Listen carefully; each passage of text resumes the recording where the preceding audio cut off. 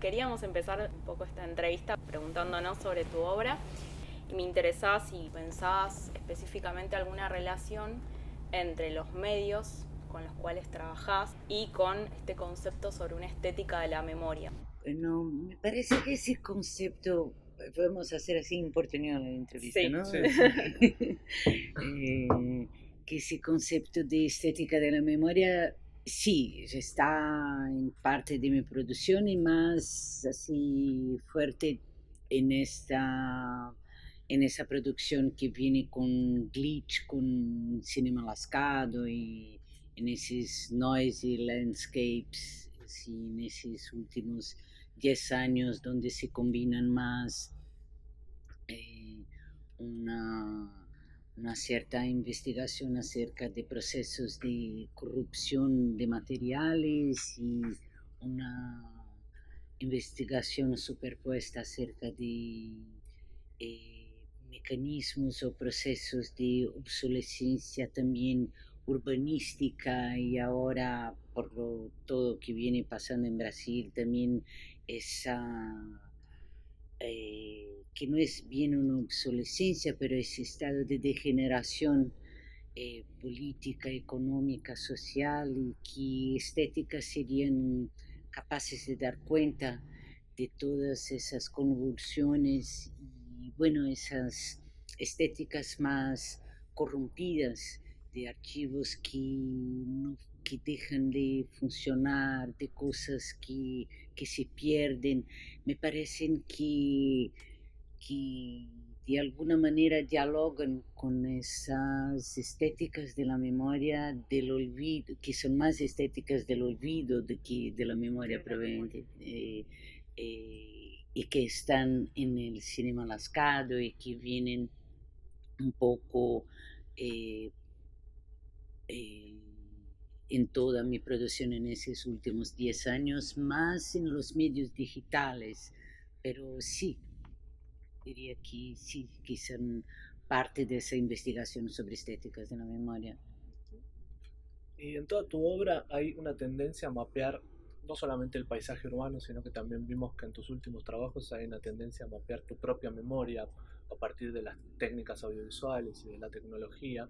Yo quería preguntarte qué relación encontrás entre los usos de la tecnología y tal vez eh, la conformación de nuevos modelos de memoria, ¿no? De nuevos modelos mnemotécnicos a partir de los usos de esa memoria.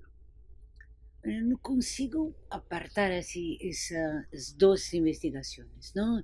Y me parece que cuando investigo una temática no es posible que sea una investigación que no problematice también los medios con que esa temática va a ser retratada, con que esa temática va a ser eh, estetizada en alguna manera, con que esa estética, con que esa temática va en alguna manera eh,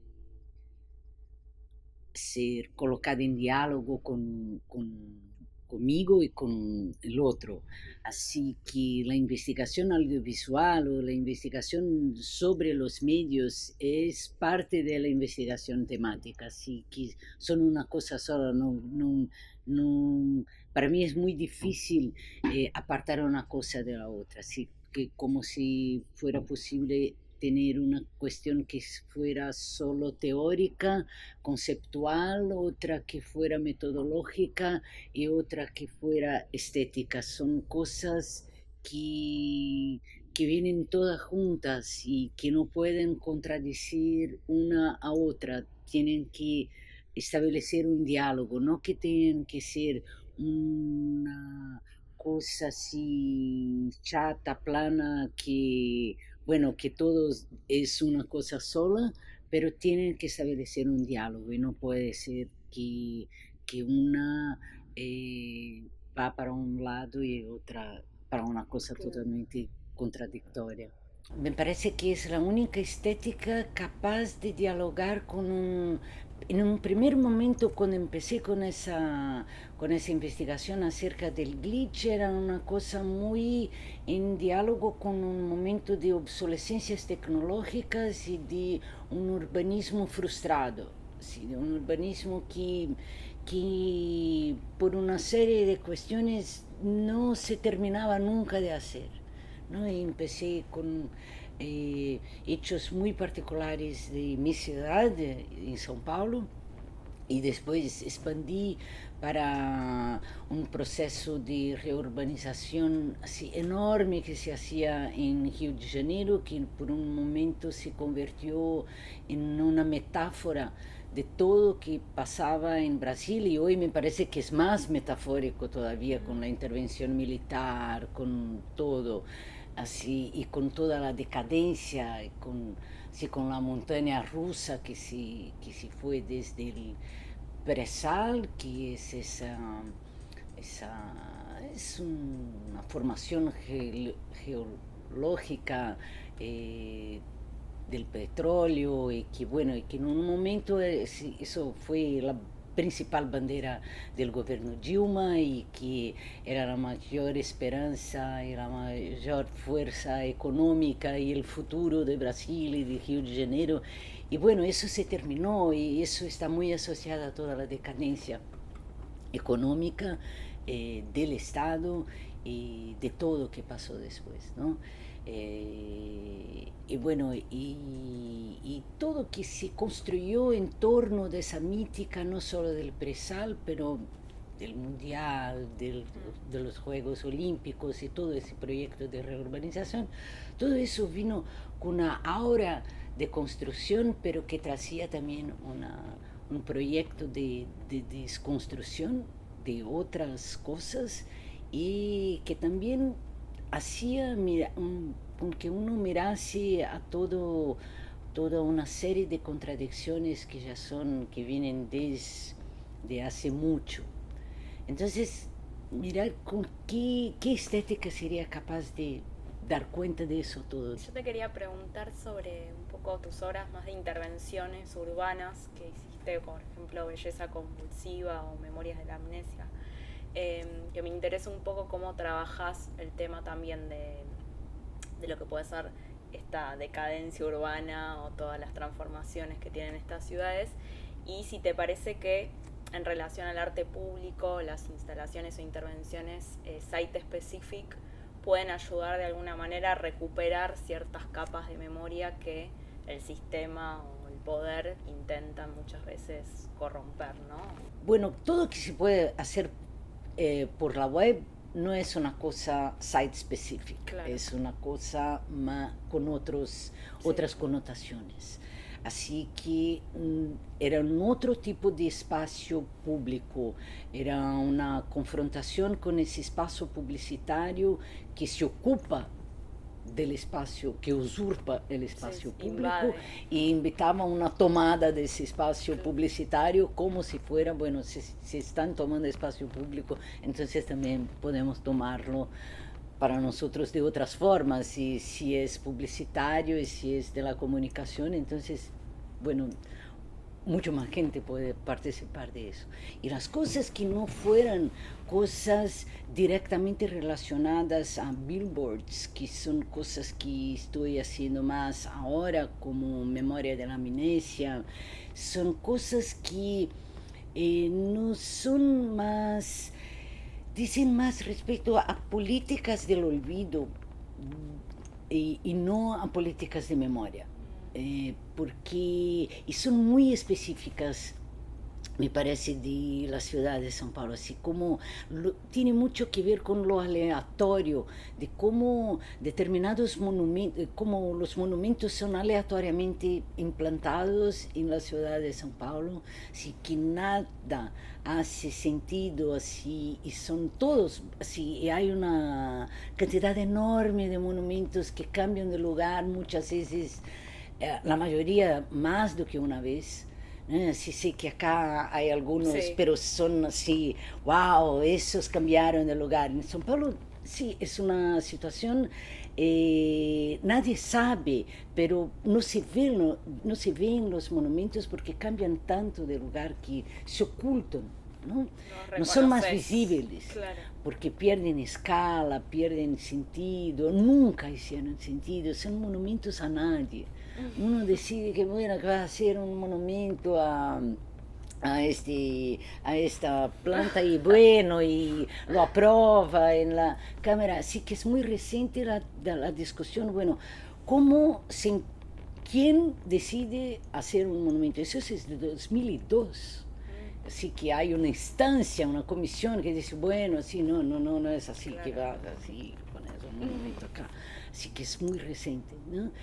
Hay un órgano desde 1970 que cuida del patrimonio histórico, que también es una cosa Sí, reciente. Sí. reciente.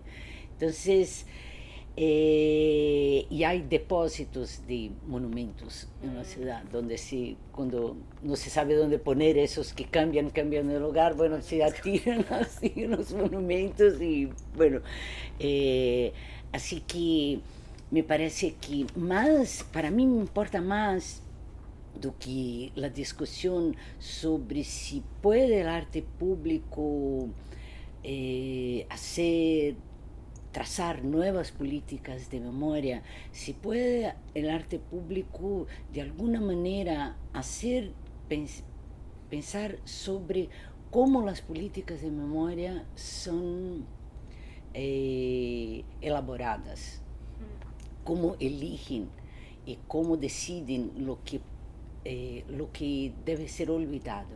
Porque cuando el Estado decide lo que es memorable, decide también lo que debe ser olvidado. Y eso me interesa mucho más, lo que decidieron que lo que no se queda más.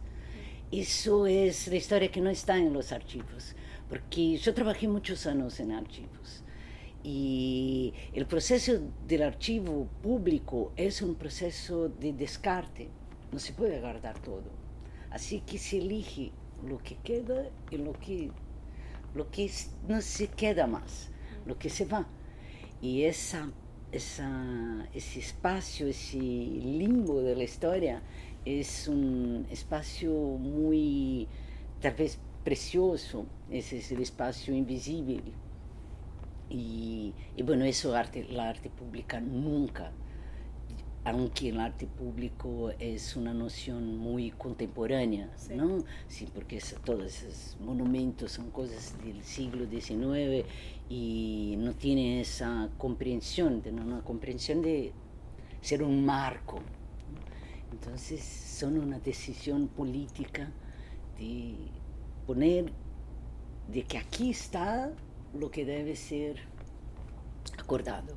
Y hay algunos que son monumentos que son muy agresivos a una determinada memoria de la ciudad. Hay espacios, esos monumentos son memorias traumáticas también para muchos sectores de la población. Así, y mi pregunta siempre es, bueno, si sacamos todo eso, sacamos también una parte de reconocer que fuimos la historia de nuestra barbarie y que es una manera también de domesticar el imaginario y hacer como si nunca hubiera existido esa parte, que es una parte que tenemos que aprender con nuestros errores, y sacar eso va a ser una manera de borrar de la historia de nuestra barbarie, que es una misma cosa.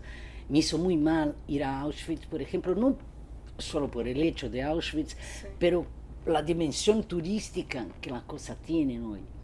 Pero también si sacamos a Auschwitz, ¿qué queda? Sí. No, así, como que no es la solución, no es como es hoy en día, pero bueno, si sacamos eso, ¿cómo operar con esas memorias traumáticas? ¿Cómo reconstruir esas cosas, ¿no? A mí me interesa mucho esta idea que planteas en tus preguntas a las piedras, de que los archivos y los cementerios se parecen tanto entre sí, ¿no?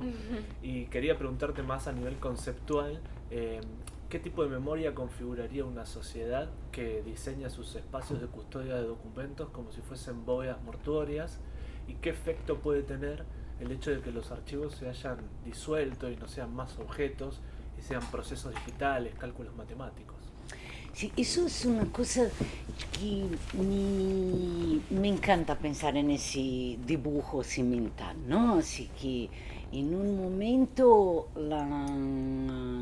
los documentos horizontalizaron la memoria, ¿no? Así que todo lo que teníamos era una memoria horizontal, que es la memoria de los papeles, ¿no? Y que los monumentos a partir del siglo XIX verticalizaron esa memoria. Y que hoy, ¿qué forma tiene esa memoria? Que no tiene forma, que es una memoria y que es una memoria que corporativa, ¿no? Que es una memoria que nadie tiene los derechos sobre ella, ¿no? Así que yo soy de la primera generación de Internet, ¿no? Hoy estoy súper con esa cosa de edad, pero es eso. Yo estoy en la primera generación de Internet. Y yo me acuerdo que todo, que creíamos que todo era para siempre. Eso era una cosa, un estándar de mi generación, así. Mucha gente me pregunta, ¿cómo que entras en esa cosa de preservación digital? Bueno, soy una víctima, así, bueno, primeras víctimas, mis trabajos no funcionan más, mis cosas, todos los citan y nada va, todo se perdió, entonces, y tenemos ese paradigma de Geocities, que era una especie de YouTube de la época, ¿no? Así un lugar donde todo se puede hospedar y que compartir. Era lo que se llamaba un disco virtual, ¿no? Y toda una cultura del web 1.0, si eso hace sentido, se depositó allá y desapareció completamente, ¿no? Y desapareció porque Yahoo cuando la compró dijo, bueno, eso no me interesa más, entonces vamos a borrar. Eso se deleta y no hace falta a nadie. Así que no solo no tengo idea de qué forma es esa memoria, y como también no tenemos ningún derecho, ninguna ética, y que algo que me parece que hay que ser discutido en algún momento, esa memoria es una memoria corporativa y que insisten mucho el derecho del olvido, the right to forget, ¿no? Y que es una cosa que beneficia mucho a Google, ¿no? Así, porque, bueno, si cada uno llega, bueno, quiero que saquen a mi foto, así que la empresa tiene que poner funcionarios a hacer eso, porque eso no es automático. Entonces es muy comprensible que digan, no, eso es ridículo, el derecho del olvido, no se puede, bueno, pero queremos el derecho a la memoria. Si yo quiero encontrar algo, no encuentro, ¿no? Porque la estructura de los datos cada vez es más semántica, así que las cosas están en Facebook, tanto que cuando no quieres, vienen esas fotos que estás horrible, que no quería, y bueno, viene, hace 2 años, entonces están allá, y son súper controlados. Bueno, eso es Cambridge Analytica, que fue así, for dummies, todo que todos sabían, ahora no se puede negar más. Claro. Es esa cosa de ese archivo algorítmico, ¿no? Y de esa memoria que nadie controla más, y que no tiene forma y que está en toda parte. Así que, de alguna manera, es no es un archivo, es un banco de datos y es un estado de control absoluto, ¿no? Y que es más complejo porque es el mismo espacio que es el espacio de articulación y de contravención. Aunque se diga mucho, pero hay espacios que son open source, diáspora o qué sé yo, otros, que nadie va. Así que, bueno, el tema que tenemos es Facebook. La gente Claro. protestaba contra Facebook en Facebook, es una cosa ridícula, ¿no? Así que vamos, que Facebook hizo, Cambridge Analytica, todo Dentro en de... Facebook, Mark Zuckerberg en Facebook, o, ¿qué va a hacer? O en Instagram, pues, postaban así, abajo Facebook, ¿no? Así, pueden ver, Instagram es Sí, Facebook, sí. o ahora solo usamos WhatsApp, pero eso es Facebook, Claro. ¿no? Entonces, o es Google, entonces, En relación a esto, me interesaba retomar algo que discutís en tu texto, Cine del Post-Tuo, y en ese sentido, ¿cómo podrías definir la práctica del found footage o byte footage en este contexto, o sea, del archivo, la práctica de apropiación de archivos digitales?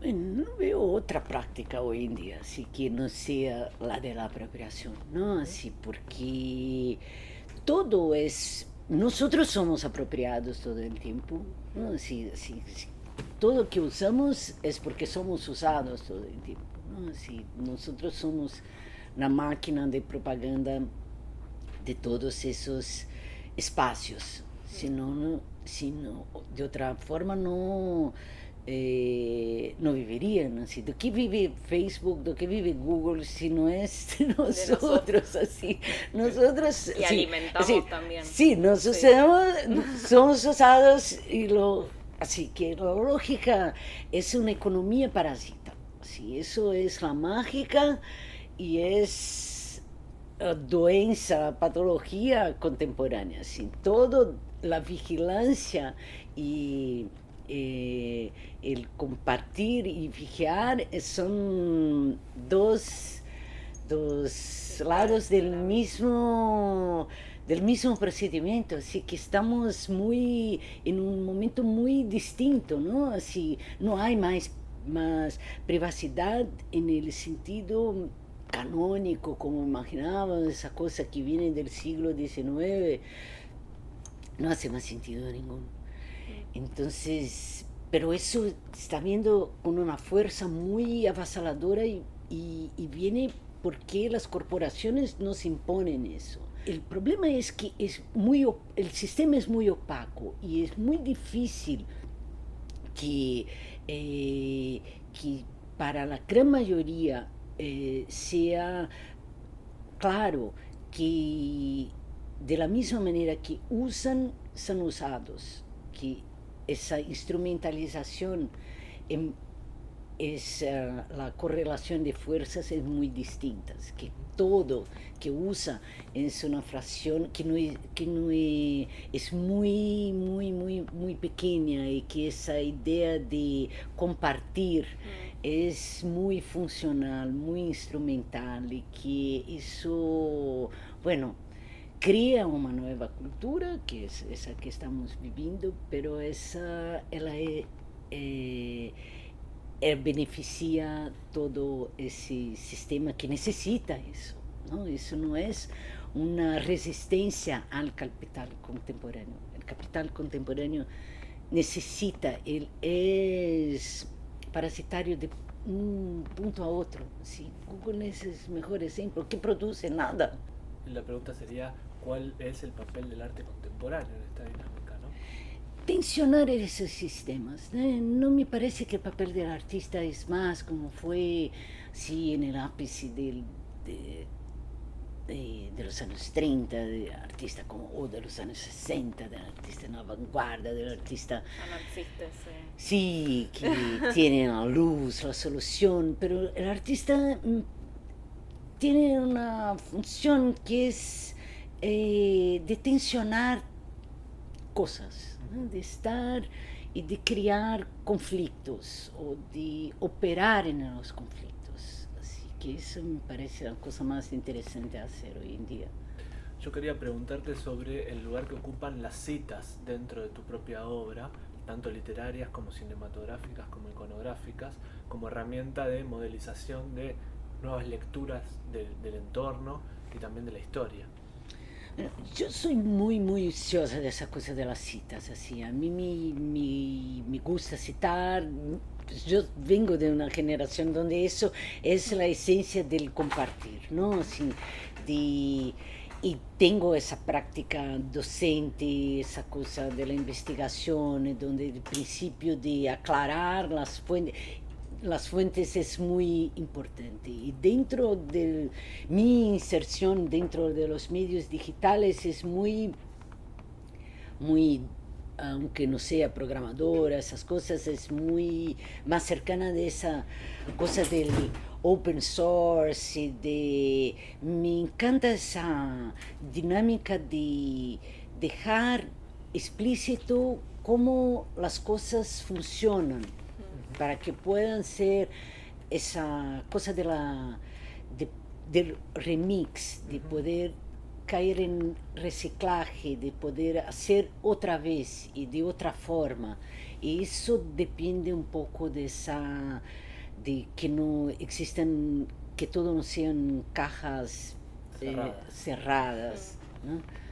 Esta cosa comunitaria y además la dinámica de las redes, ¿no? Que esta dinámica de arborescente que hace que todo se vincule con todo y que tal vez el artista simplemente tiene que, bueno, digo simplemente, pero no es tan simple, buscar nuevas visibilidades para los vínculos entre esos archivos. Sí, una cosa que Rodrigo Alonso dijo en el primer día que me gustó mucho, que tal vez esa distinción, ¿no? Es que el found footage era una cosa que se encontraba, ¿no?